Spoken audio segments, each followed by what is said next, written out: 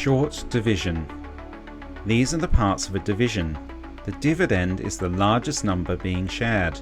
The divisor is the number of groups sharing the dividend. The quotient is the answer for what each group receives. And the remainders are any leftovers that cannot be shared equally. So here 11 is the dividend, 2 is the divider, 5 is the quotient, and the remainder is 1.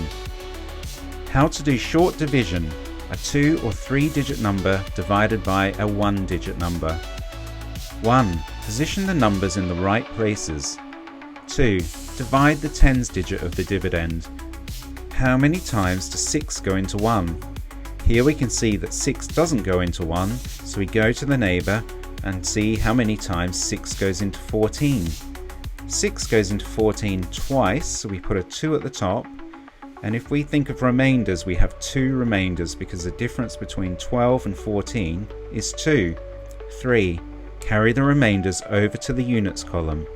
Here we can see that the difference between 14 and the answer 12, there's 2 remainders, so we carry that 2 to the next number to make 24. 4. Divide the units column by the divisor, including the remainder from the tens column if needed. In this case we have 24.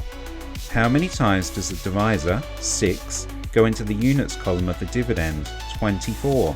Write this down.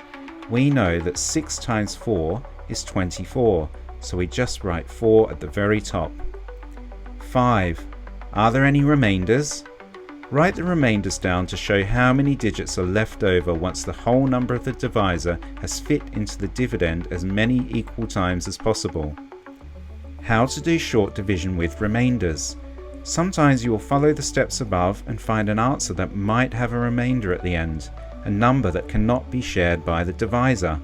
For example, here you'll notice that you can divide 4 by 4, but when dividing 7 by 4, you won't get an exact answer as it leaves a remainder of 3.